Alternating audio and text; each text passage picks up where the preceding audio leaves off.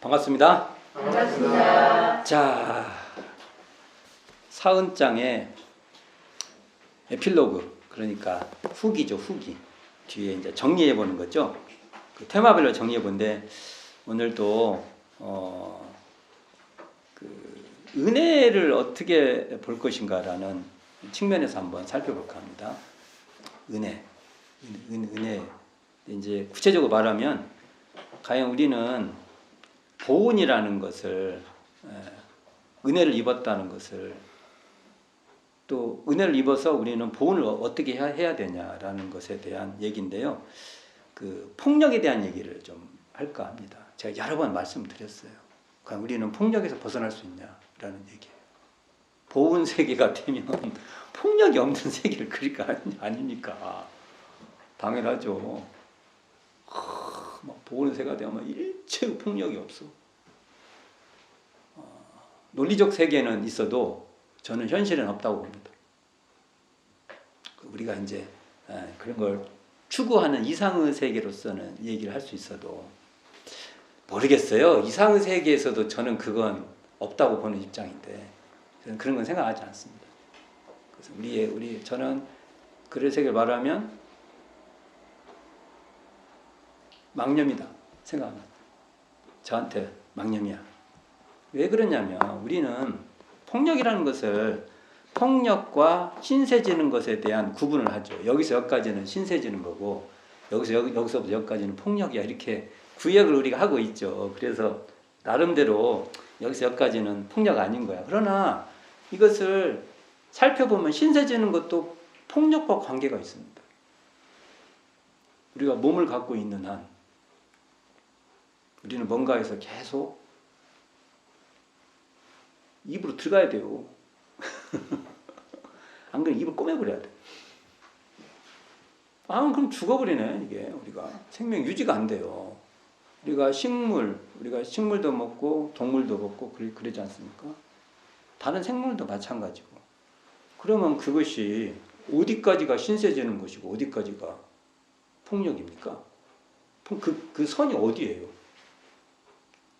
우리가 근본적으로 보면 다 폭력을 가하고 있는 겁니다. 존재에 대해서. 그럴 수밖에 없어요. 그러면 은혜를 입는다는 것이 그러면 폭력과 무관하지 않다는 거죠. 우리가 폭력으로 이렇게 취하니까 그것이 은혜라고 우리가 볼 수 있지 않습니까? 근데 우리는 그럴싸하게 말하죠. 어디서 어디까지는 폭력이 아니다. 그냥 서로가 서로 신세지는 것이다. 근데 한번 생각을 해보세요. 식물의 입장에서, 곡물의 입장, 우리 그 벼 봅시다. 시커멓던 인간이 이렇게 키워놓고 나중에 샥 베가지고 자기들이 다 먹고, 그 식물의 입장에서는 그냥 자연스럽게 자기들이 뭐 하고, 우리 또 인간은 말하죠. 어차피 그 떨어져서 또 뭐 우리가 또 번식도 시키지 않냐, 뭐 이렇게 합리화 시킬 수 있지만, 식물의 입장에서 보면 누가 해주래, 그렇게? 누가?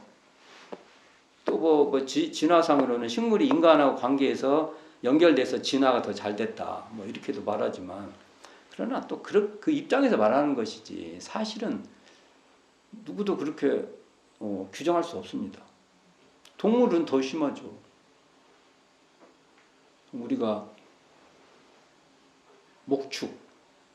목축의 역사가 아마 굉장히 신석기 뭐 이렇게까지 올라갈 거예요. 목축. 근데 그들이 목축 당하고 싶습니까?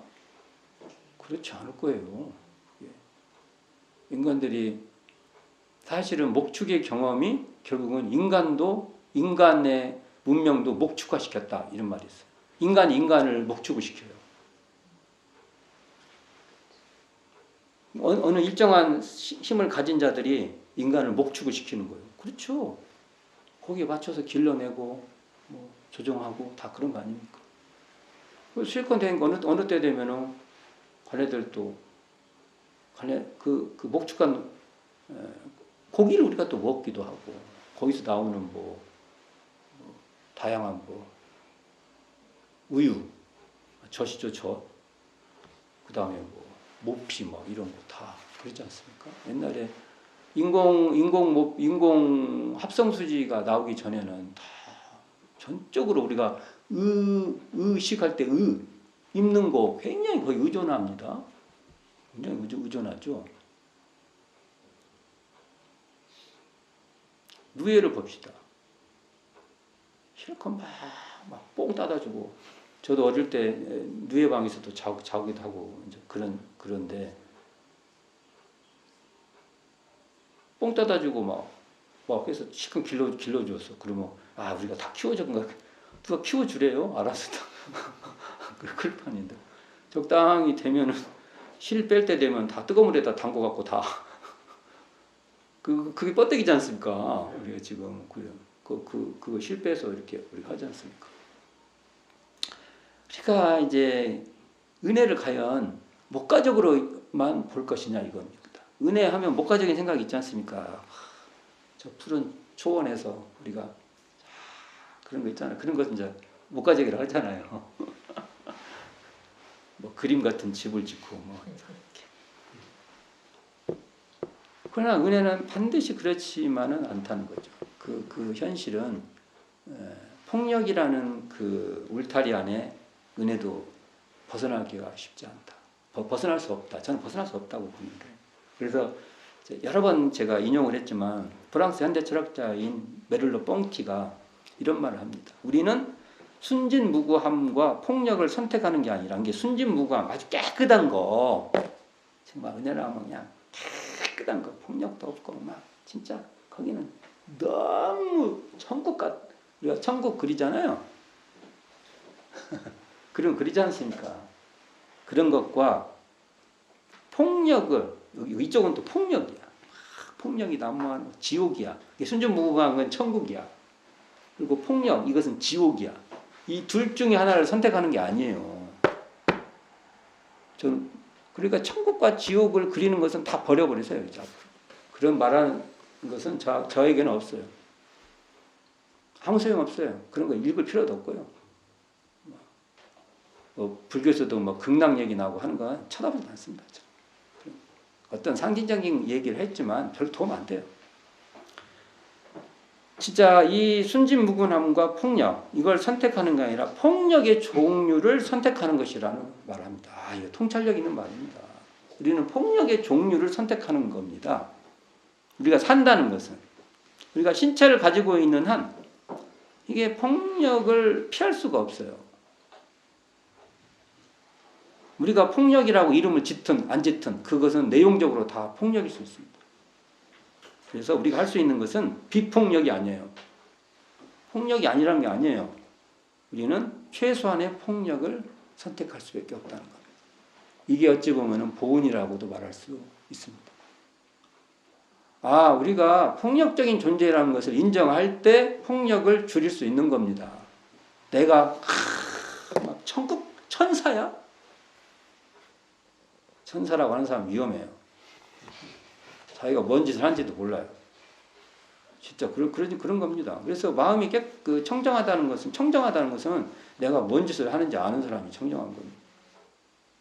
그런 얘기를 하지 못하면서는 어떻게 그렇게. 그래서 대종사님께서 언어명상이 동공한 자리로서 공정영지의 광명을 따라 언어명상이 완연하여 시방3계가 장중에 한 구슬같이 드러난다 한 겁니다. 시방3계가 내 3계가 드러나는 거예요. 그래서 마음이 청정하다는 사람치고 자기 3계를 말하는 사람 말 안 하면요. 조심해서 보세요. 조심해서. 그 말에 속지 말라고요. 말을 좀 잘하면 그 말에 막 다들 좋아해요. 저 말에도 속지 마시라고. 그러나 다행히 말을 아주 잘하는 사람은 아니라.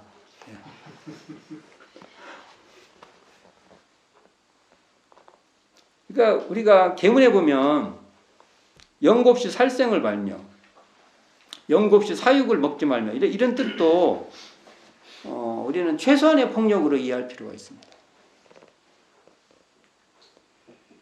그래서 연고가 들어가는 것도 이 어떤 최소한의 폭력과 연관해서 우리가 읽을 필요가 있다는 거죠. 이게 비폭력은 슬로건이에요. 우리가 추구하려고 하는 슬로건이지 실제 사실을 말한 건 아닙니다.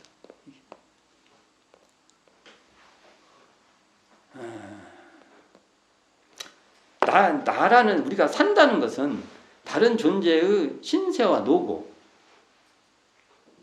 더 나아가서 죽임, 다른 존재의 죽임에 기반하고 있다는 걸 우리는 정말 이 은혜를 안다는 것은 그게 딱 있어야 돼요. 우리가 은혜를 비근대는 걸 안다는 것은 우리가 동식물뿐만 아니라 천지의 도움도 받죠. 그냥 우리가 천지가 없으면은 식물과 천지의 땅이 있잖아요. 땅은 식물이요. 식물도 사실은 천지가 바뀐 거예요. 그 몸은 다 식물체가. 그러니까 땅이 변환이에요. 그러니까 우리가 보통 천지의 도움을 받고 다 사는 거예요. 이게 도움의 다른 말은 착취와 관계가 있습니다. 착취하면 막 나쁜 거. 하지만 결국은 생명체는 착취자라는 인식이 있어야 돼요. 우리가 그걸 동물을 잡아다가 먹으면 가네가 나 먹으세요 하고 그럴 동물은 없어요. 그런 동물은 없어요. 그러나 산다는 것은 또 그렇게 안 할 수가 없어요. 그러니까 내가 거기에 대해서 그걸 알고 거기서 어떤 행위를 할 것인가 할 수밖에 없어요. 그러면 우리는 그것을 최소한 하려는 노력을 할 수밖에 없다. 선택은 그것밖에 없다는 겁니다.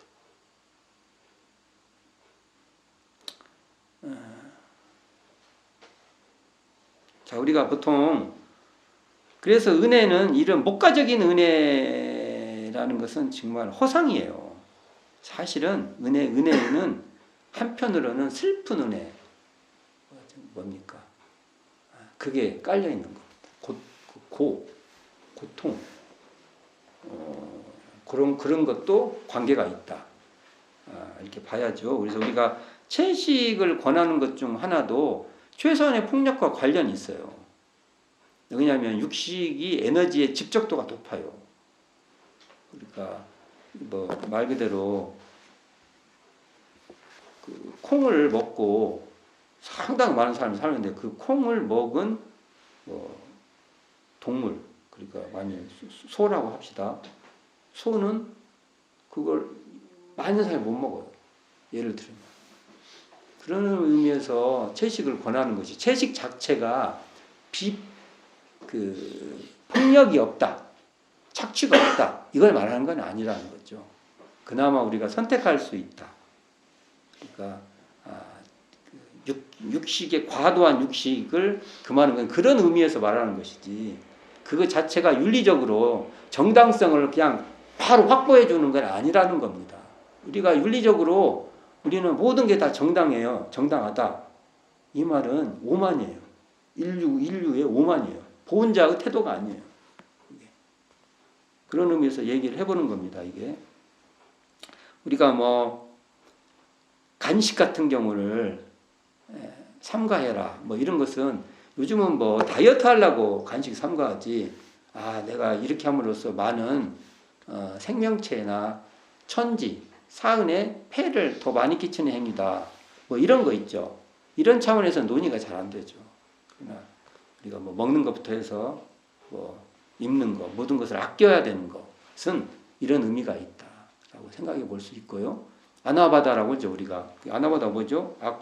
아끼고 나눠 쓰고 바꿔 쓰고 다시 쓰고 이런 것들도 어찌 보면 이런 운동이 정말 최소한의 폭력을 실천하는 이게 바로 보은이다는 것이죠. 이게 진짜 이게 단순한 말인데 사실은 정말 우리가 직설적인 말입니다.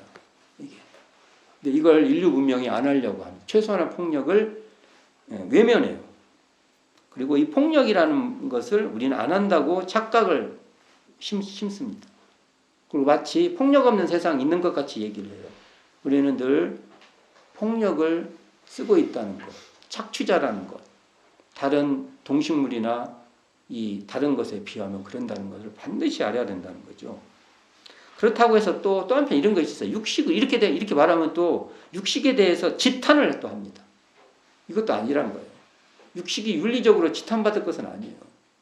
왜 그러냐? 인류가 이만큼 진화하는 것도 육식 때문에 진화된 거예요. 이 사피엔스라는 이 종이 육식을 함으로써 지금 이렇게 진화가 된 거예요.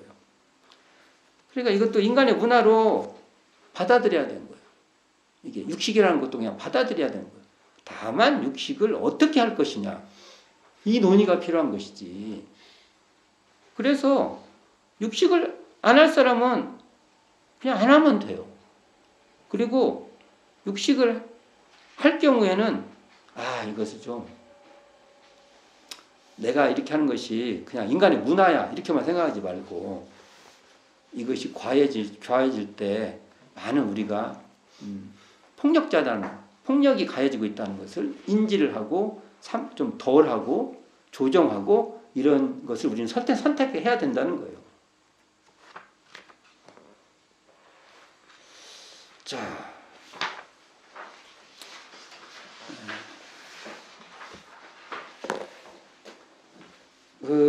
저희들이 육식은요 지탄의 대상이 아니라고 뭐냐면은 육식은 자기가 절제하는 것이 필요한 겁니다. 강제로 육식하지 마 이런 건 옳은 것이 아니라는 거죠. 옳은 것이 아닙니다. 고기 먹는 것이 안타까우면 본인이 고기를 안 먹으면 돼요. 육식을 안 하면 돼요. 그러나 어떤 판단을 내리든지 단순히 이게 인류의 지혜가 단순히 인류의 그 만족만을 위해서 사는 문명으로 가서는 안 된다는 얘기를 하고 있는 겁니다. 그러나 그렇다고 해서 우리가 폭력을 안 가할 수는 없어요. 그러니까 은혜 보은에는 어찌 생각해 보면은 안타까움이 있는 겁니다. 그러나 거기서 최소한의 폭력을 우리가 선택하는 거, 이게 보은이라는 겁니다. 이건 진짜 우리가 원벌교인이라면 사은 공부를 하면 이거에 대한 사유가 있어야 돼. 어떤 사람은 고기를 먹고 더 열심히 힘을 내서 좋은 공덕을 쌓아간다는 것도 또 의미가 있어요. 사람도 이게 상대적인 거잖아요. 이만큼 먹은 게 얼마나 더 많이 먹은 건지 잘 몰라요. 그러나 자기 기준으로 좀 덜 먹을 수도 있고 그냥 일반적으로 먹고 열심히 살아서 더 좋은 일을 많이 하는 것도 그것도 그러니까 지탄받을 내용이 아니라는 겁니다. 그건 자기의 선택이 하나 이 선택에 우리가 많은 그 생명들에게 뭔가 해를 끼칠 수도 있다는 그것에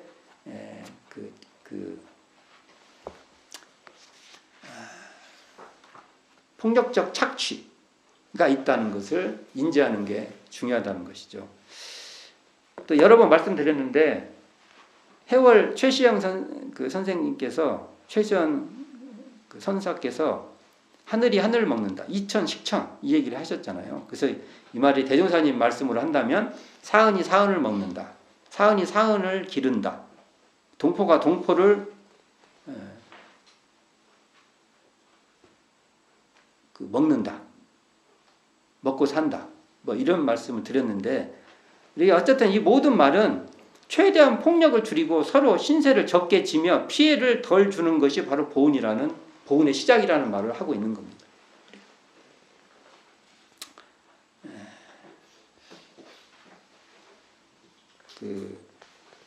고열마 얘기 나왔죠. 네. 그때도 저번 시간이 언젠가 한번 고열마 대종사님 법문을 읽을 때 대종사님 말씀 나오지 않습니까? 네. 닭이 막 해서 벌거지들도 적어놓고 벌거지 사투리입니다. 이거 대종사님 쓰면 표준어예요. 쓰면 돼요 우리가. 뭐 거머리 뭐 이런 거, 거시랑 구데기, 그 개미도 막 잡고 닭이 서로 그렇게 현재 이렇게 되고 있는 거죠. 또 더 큰 놈이 잡고 또 사람이 잡고 그런 거 아닙니까?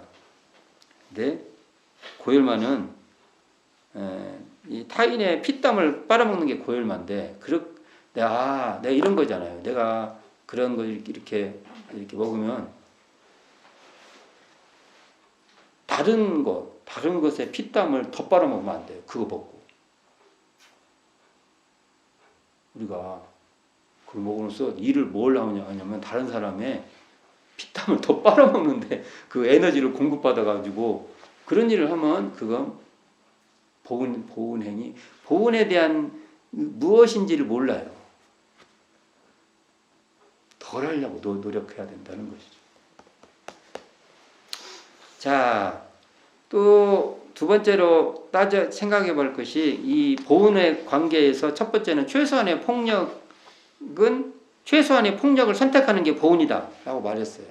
두 번째는 우리가 보은이라는 것을 이해할 때 필요한 것이 뭐냐, 우리가 자족적 내가 스스로 딱 존재할 수 있는 존재가 아니라는 인식이 필요합니다.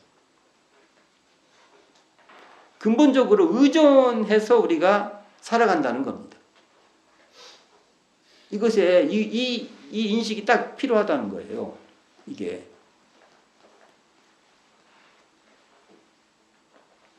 다른 존재로부터 영향을 공급받아야만 되는 육체적 관계뿐만 아니라 몸을 갖고 있는 한 다른 존재로부터 영향을 공급받을 수밖에 없어요. 그러니까 스스로 그냥 영향 공급 않고 내가 살면 얼마나 좋아. 내가 돌이 되어버리면 돼. 돌.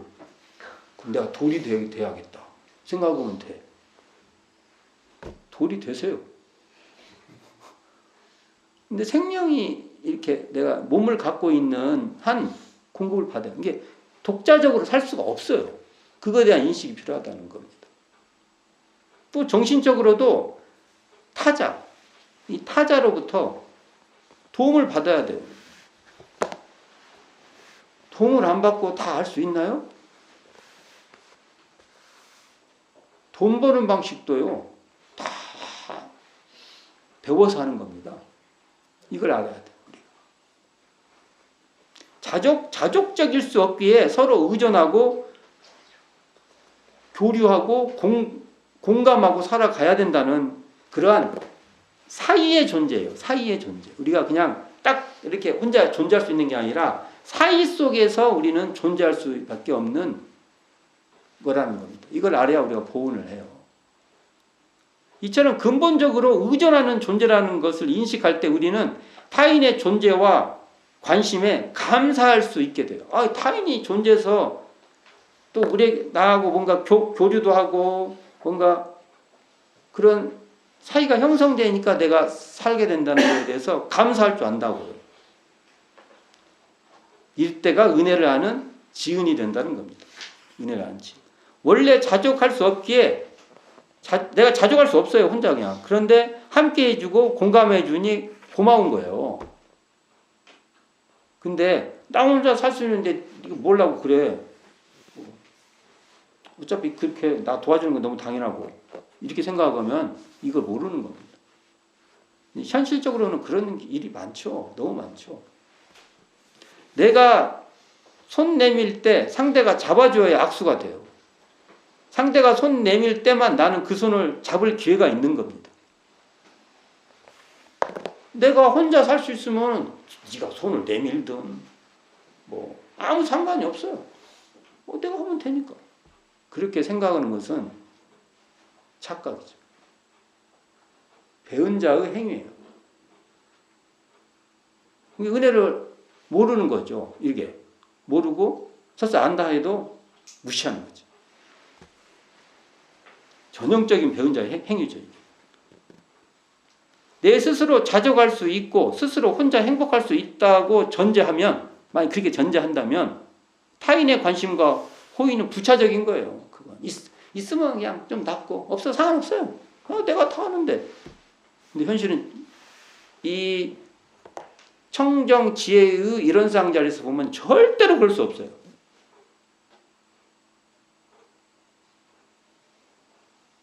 배운 중생의 정말 이 은혜를 모르는 행위예요. 이런 배운 중생들이 그런 상대 나와 관계했을 때 상대는요 있으면 그만이고 없어도 그만이에요.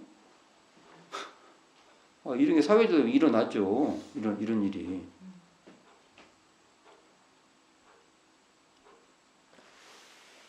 내가 자족적일 수 없는데 함께 있어주고 손 내밀어 주니 너무 고맙고 감사한 겁니다. 이것이 피은이요 사은에 보은하는 자세라는 겁니다. 이런 안목은요 청정 이론상의 자리에 들지 않으면 안 돼요. 그냥 자기 욕망과 자기 이해로서 이런 사람들에서는 보이지 않아요. 보이지 않는 것입니다. 자, 우리는 신세를 또 이제 이렇게 말을 하면 신세 지지 말아야지 이렇게만 또 생각할 거 아닙니까? 은혜는 보은의 세계는 그런 게 아니에요. 또 신세를 안 지려고도 노력하지만 한편으로는 신세를 잘 짓는 것이 보은이에요. 재밌죠? 보은은 한편으로는 신세를 안 지려는 것이 하나의 보은이에요. 보은자의 태도예요. 또 하나는 신세를 잘 짓는 것이 보은자의 태도.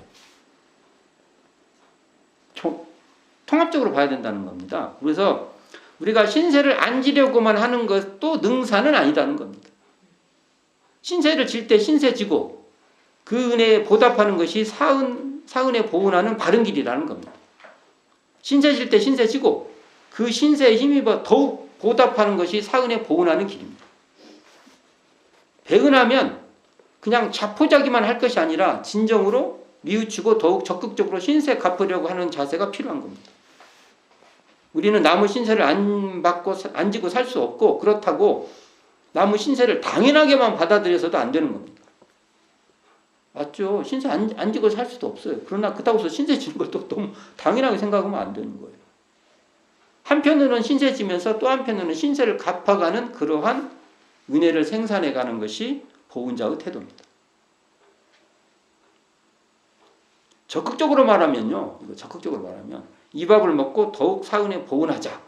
이게 보은자의 태도입니다. 어른들이 그러니까 이 밥을 먹고 더 수도에 정진하고 보은하자. 이런 말 하지 않습니까? 희생된 생명을 위해 더욱 서로에게 도움이 되는 관계를 개척하는 것이 옳다는 겁니다. 더욱 잘 살아야 돼요. 우리가 은혜를 주고받으면서 사는 것이 이 밥을 먹고 공부하여 깨달음의 공덕이 있도록 또 보은 본공하는 것, 이것이 바로 사은에 보은하는 길이라는 것입니다. 자, 오늘은 이 은혜, 보은 이런 말과 최소한의 폭력, 그 다음에 우리가 스스로 자족할 수 없기에 어떻게 하는 것이 보은이 되는가. 신세를 질 때는 신세를 치고 또 그러면서라도 신세를 안 지려고도 노력하고 또 신세를 질 때는 신세를 져서 보은한다. 이런 관점에 대해서 쭉 살펴봤습니다.